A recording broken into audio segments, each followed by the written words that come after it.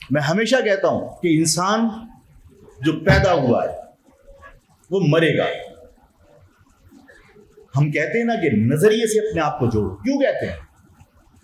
ہم اگر کہتے ہیں کہ مہاجر نظریے سے اپنے آپ کو جوڑو تو اس لیے کہتے ہیں کہ مہاجر نظریہ اگر تم نے اپنا لیا، تم مہاجر قوم کے نظریے کے، مہاجر نظریے کے تم جس دن وارث بن گئے، اس دن کوئی مائی کا لال اس تحریک کو ختم نہیں کر سکتا.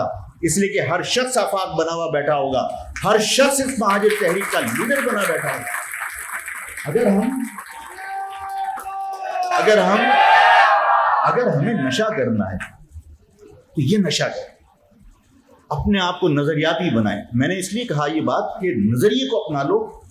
اور کل اگر میں نے یہ کہا کہ کل تمہیں ذمہ داریاں اٹھانی ہے اس قوم کی،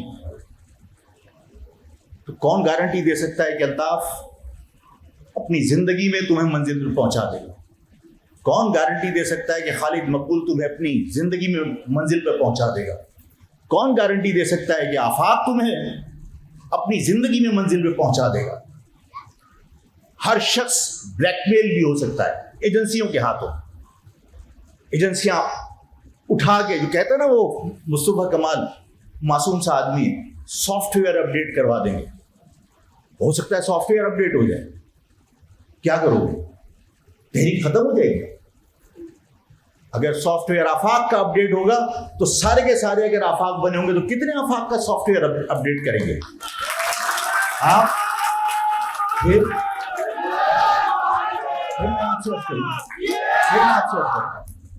بلیک میل نہیں ہوتا. پاگل تو ہو سکتا ہے. بعض اوقات کیا کہتے ہیں اس کو، پذیرائی کی وجہ سے لوگ پاگل ہو جاتے ہیں. لوگوں کی مقبولیت انہیں پاگل بنا دیتی ہے، ان کو تکبر ان کو پاگل بنا دیتا ہے. تو کیا پاگل بنا دے گا تو تحریک ختم ہو جائے گی؟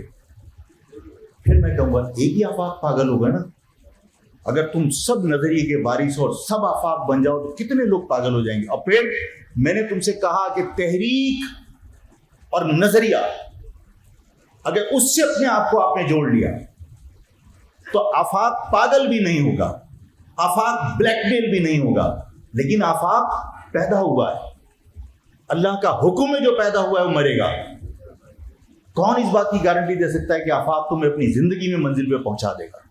اگر تم اس نظریے کو اپنا لو گے تو آفاق نہیں ہوگا، تب بھی تم تحریک چلا کے اسے منزل تک پہنچا دو گے. اس لیے میں نے تم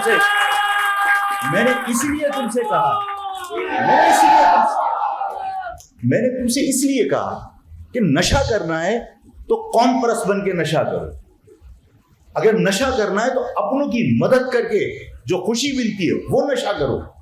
اس مین پوری گٹکے سے اپنے آپ کو کیوں تباہ کرتے؟